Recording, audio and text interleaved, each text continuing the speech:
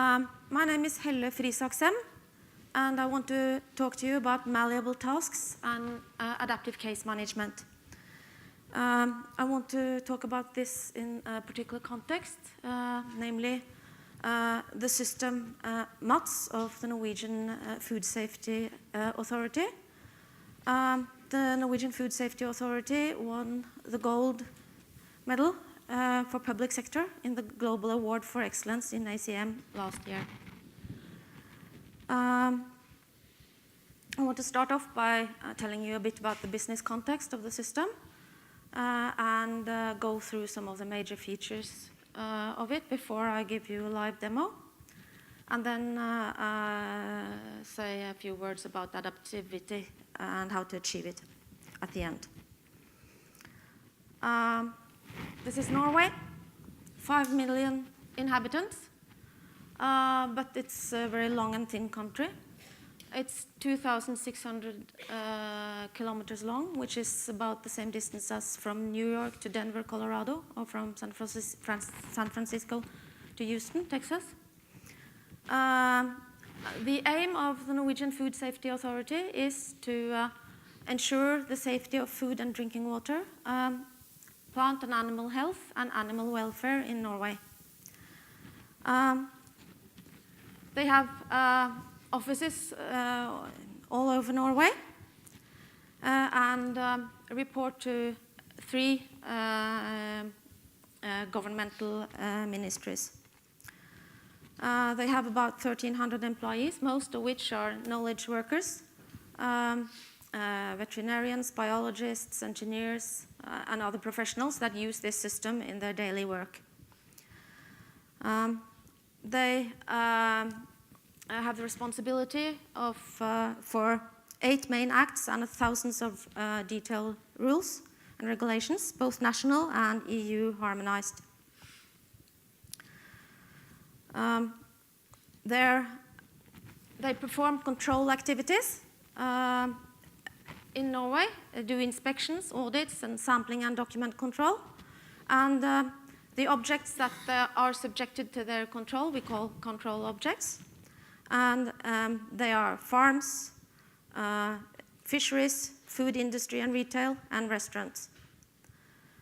As they are an authority, it's important for them to be fair. They can cost a company a lot of money. They can say that we close you down if you don't renew your kitchen, or they can take away your right to have animals, and you want them to do that in the same manner all over Norway. It's a fairly young organization.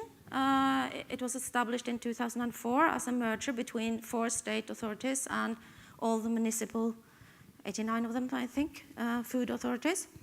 And one of the success factors that they specified for this system was that it should help them to become uniform and unified, and help them to have a fair practice all over Norway. The cases are those farms and fisheries and food industries and so on. The least you would expect of an adaptive case management system is that it has a concept of a case. The cases are, as I told you, the companies or persons that do something that falls under the jurisdiction of the NFSA. The case folder is full of data from several sources. It's data from their own registers. It's from public databases. It's documents from their archives systems, and it's their control activity history, and it's also a work list with a planned and started work on for the case. And this each task has a stepwise task support that you can see there. We call this a rich case folder. And then there must be a reason to start work. an event or a message or a submitted application or a planned action. Let's assume that we're looking at the planned action, a planned inspection. I then can go to, as a control worker, I can go to the task library and select the task that I want to use, for instance, prepare inspection. And the task will display the steps that it will show when it has no context or case where it can that will make it show it differently. We'll go back to this. This is task template preview. Select the task template, and then he goes on to perform the task. He selects a legal basis for what he has to do. The system has knowledge about which regulations and acts are relevant for the different types of control objects. There are close to a bit more than 150 different types of control objects, all of which are connected to the relevant rules. So the system will help the control worker to choose the right legal basis. Then they go out in the field, observe, subsume, decide, and use legal means, and generate documents from what they have registered in the system. The knowledge workers using this system, they are experts in their fields, but not in how to use the law, so they need a system that can help them to do this in a legally correct manner. And they perform the task by means of the adaptive task template. On the left here, you see a snapshot of a complete task template, which is a general recipe containing all steps relevant for this task type. And have steps for each kind of control objects. Each step has different conditions telling it whether it should be included in this case, whether it is mandatory, repeatable, when it can be invoked, if it must follow some of the other steps, and how what the condition is for it to be correctly fulfilled. Instead of, these are kind of process snippets, only they are more partially defined than they usually are in BPMN. Instead of telling all the possibilities of how to go through with the task, there are conditions that tells you what you can not do. Then in the particular case, the process or the task support will show itself as a specific recipe for the case, depending on control object, process state, and task data. How the work is actually executed is as the control worker chooses, what he feels is the right thing to do, as long as he does all the mandatory steps and do not violate the conditions. The task support makes adaptive use of the template based on domain data, process state, system context, and user behavior.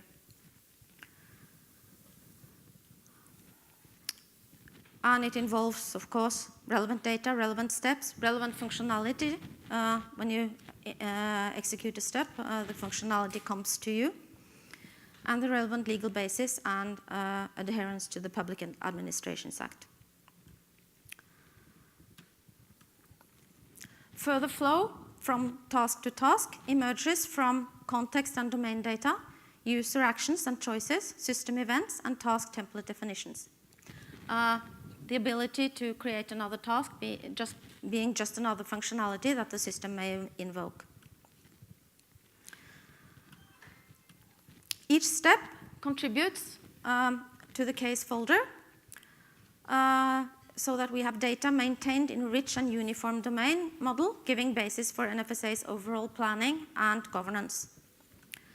In this way, the data is in the center, and the little process fragments or snippets each contribute to maintaining the case folders and the data that are the most important things for the NFSA. Then we will have a little demo.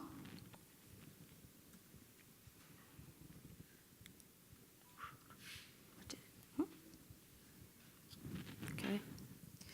It hides itself. Oh, there it is. This is what meets the control worker when he starts the system. It's his workbench with a work list that is at this time empty. I'm a control worker, and now I need a reason to start work.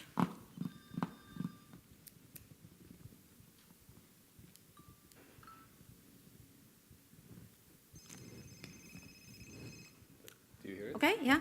Hello? Hello? You have reached the NFSA. How may I help you? Oh, that's good. You see, I want to report this event. Okay, he wants to report an event. I go to my task library. You see, I type event. there was this thing that I saw in the fields next to my house just now. I think it was a dead cow. And can you wait a minute, sir? I select this task. I think he's reporting on information on an event. So I choose a task for that. Type the event. The task comes here, and I start by, the task tells me that I have to choose the right control object, so I have to ask him the right questions in order to do that. Press the execute button. Excuse me, sir, but do you know what establishment you're calling on behalf of, or I think that with the event? This cow was lying in the fields next to my house. I think that the owner is called Helle or something. Okay. Yes, it must be a farm that Helle has here. Okay, I chose a control object, and then the step disappeared. This task may be started in other ways as well. For instance, if Thomas had chose to use this self-service web client, in which case he would have marked the control object himself, and this step would never have turned up. Yes, please proceed. I will choose the step to view or edit the event to be reported. Yeah, there was this dead cow, and it seemed like it had been lying there for quite some time. Yeah, okay, I write something about this. Dead cow. Is there a person I can contact about this? Well, you can call me back, because I live just next door. Okay, and your name is? Thomas. Thomas. And your telephone number? 932-4433. Okay. When did you see this? It was just an hour ago. Okay, what's the time? Let's say it's about.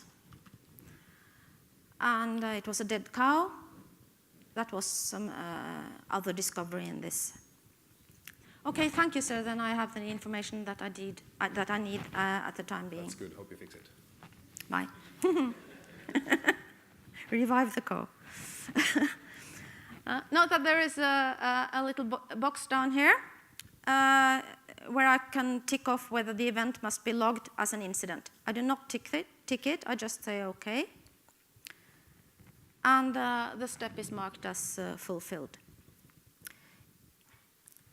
There are one step above this step that I just executed, and then there is one mandatory step and 4 more steps.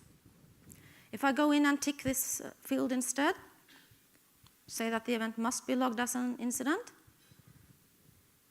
new steps occur.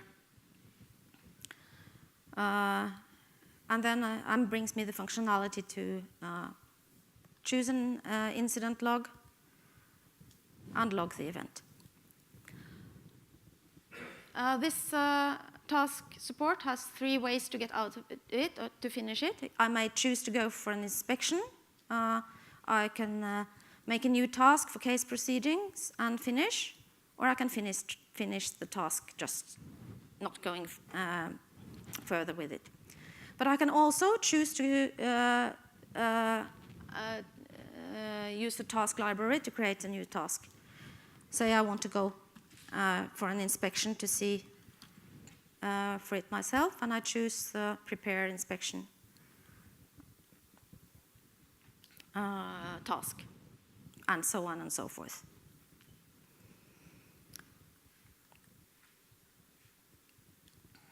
That was the little demo. Now, what means of adaptability do we have in MATS? There are, of course, MATS-specific mechanisms for adaptivity and ACM framework product mechanisms. This system was built on an ACM framework that we have used for many other systems as well. The MATS-specific mechanisms for adaptability are that there are templates for requirements, tests, and analysis that the central departments of the NFSA can set up, and also templates for standard inspections and audits that are compositions of those other templates, so that they can make the inspectors do standard inspections in a way that they want them to do. However, each case is different, so it must be possible also for the control worker to adjust and adapt to the situation at hand, for instance by adding requirements, or also sometimes by taking them away. The ACM framework product mechanisms made for adaptivity are the malleable processes, of course, that you just saw demonstrated. We also have declarative modeling of the control objects. Can show you that perhaps.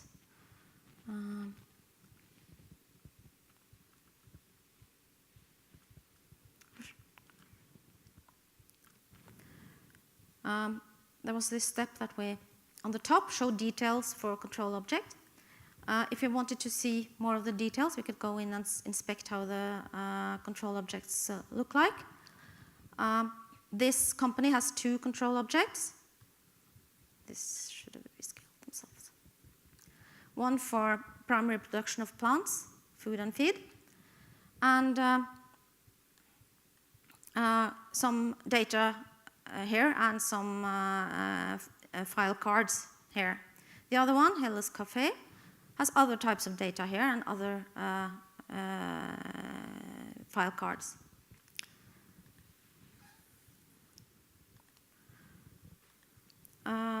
This is the difference between the control objects are achieved by declarative model of the control objects, which significantly reduces the complexity of the system. There's also a framework for codes and code relations, making it available to do soft typing in a way that can be hot deployable. All the declarative definitions are in XML, and there's a knowledge editor for task support definitions. And one can make standard steps and make use of the functionality that the underlying systems provide. In principle, NFSA could do these changes themselves, but they have chosen to, because of the complexity of the matter, they have chosen to let the MATS developers do the actual configuration of the system. Then a few words about achieving adaptivity. Adaptivity is about behavior change. That can be model change, change in the process model, the task model, the codes, the rule. And in ACM, one often wants this to be made by the user. by some means of user configuration activity, rather than by developer configuration activity. However, when you have data in the center, the data and the context and conditions around the context will also lead to behavior change. And normal user activity may manipulate these data. The normal user activity may be to decide task sequencing, how to distribute tasks, and choose optional task steps and use task library. We feel that this way of adaptivity is easier to achieve and in many cases is much more useful for the customer than this user configuration activity, which is very difficult in a complex system. This slide is just to show you some of the elements in the ACM framework that we are using. And here is a list of some of the major systems that are built on the framework.